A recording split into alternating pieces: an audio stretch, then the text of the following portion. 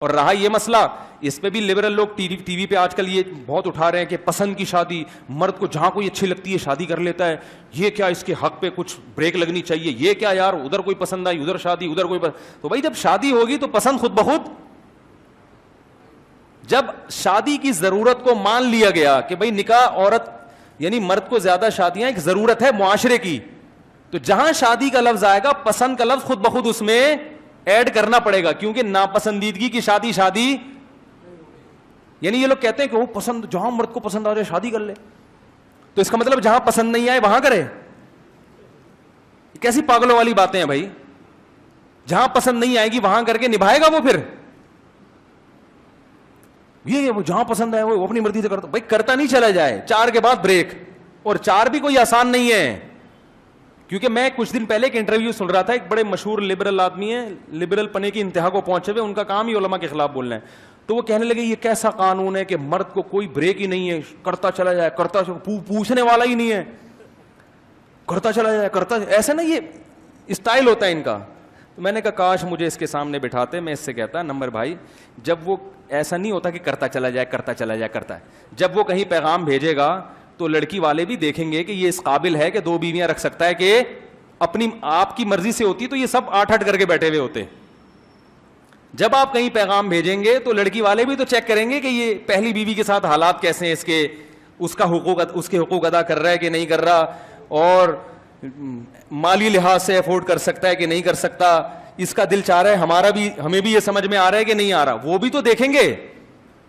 اور وہ زیادہ پہلی میں اتنا نہیں دیکھا جاتا، دوسری میں تو اور زیادہ دیکھا جاتا ہے۔ بھائی تجھے دوسری پہ کیسے دے دیں ہم، کنوارے کو کیا کچھ پاپڑ بیلنے کے بعد جو ہے نا وہ لڑکی والے اپنی بیٹی دیتے ہیں، دوسری پہ تو اور ٹینشن ہے، وہ نہیں دیتے اتنے آرام سے، وہ کہتے ہیں بھائی تم دوسری کر رہے ہو، تم کیسے رکھو گے، تمہیں زیادہ دلائل دینے پڑیں گے، تو ایسا ہو ہی نہیں سکتا کہ کرتا چلا جائے کرتا چلا جائے کرتا چلا جائے۔ اور دوسری بات یہ کہ جب دے دی انہوں نے پورا چھان پھٹک کے چیک کر کے ہاں بھائی انسان کا بچہ ہے ذمہ دار ہے، دینے کے بعد پھر آپ کی ٹینشن کیا ہو گئی، ڈبل ہو گئی، پھر میں نے کئی لوگ دیکھیں 4 کا جذبہ تھا، دوسری کے بعد کا بس مفتی صاحب بہت ہو گیا، ایسا بھی ہے۔ گرل فرینڈ کا مسئلہ ہے کہ رکھتے چلے جاؤ رکھتے چلے جاؤ رکھتے چلے جاؤ، اس پہ یہ کمبخت لبرل لوگ کبھی بھی بات نہیں اٹھاتے۔ گرل فرینڈ میں ہے کہ بیوی ایک رکھو، گرل فرینڈ رکھتے چلے جاؤ رکھتے چلے، نمبر ڈیلیٹ کرتے چلے جاؤ، نیا نمبر لاتے چلے جاؤ لاتے چلے جاؤ لاتے چلے جاؤ، کوئی پوچھنے والا نہیں ہے۔ ان کو کمبختوں کو تکلیف ہوتی ہے اس کام پہ جو پیغمبروں کی سنت ہے، جو حلال راستہ ہے، جس سے حلال اولاد ملتی ہے، جس سے انسان کو سسرال جیسا خاندان ملتا ہے، رشتہ داری مضبوط ہوتی ہے، ایک کمیونٹی بنتی ہے، دکھ در میں ایک دوسرے کے ساتھ شریک ہوتے ہیں، زنا کے راستے بند ہوتے ہیں، وراثت تقسیم ہو کے پھیلتی ہے۔ جب مالداروں کے اولاد اور ان کی بیویاں زیادہ ہوں گی تو دولت کی تقسیم میں ان کے خاندان میں تقسیم، مالدار آدمی ایک شادی کرے ایک بچہ پیدا کرے اس کی تقسیم ایک بچے میں چلی جائے گی۔ یہ دولت کی جو سرکولیشن ہے یہ نیچرل طریقے سے نہیں ہوتی۔ میرا اس پر ایک ماضی میں 10 سال پہلے بیان ہوا تھا کہ اگر معاشرے میں اجازت دے دی جائے زیادہ شادیوں کی تو زیادہ تر مالدار لوگ کریں گے، کیونکہ ان کو رشتے ملنا آسان ہوتے ہیں۔ جب وہ کریں گے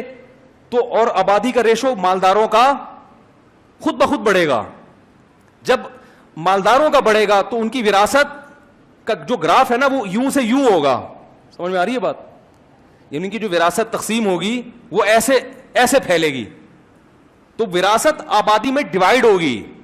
یہ معیشت کا ایک بڑا بہترین اصول ہے، اور اگر یہ نہیں ہوگا تو ایک آدمی کی پوری وراثت کا مالک ایک ہی آدمی ہوتا ہے۔ یہ وراثت، یہ مال کی اور دولت کی تقسیم کا غیر منصفانہ طریقہ ہے۔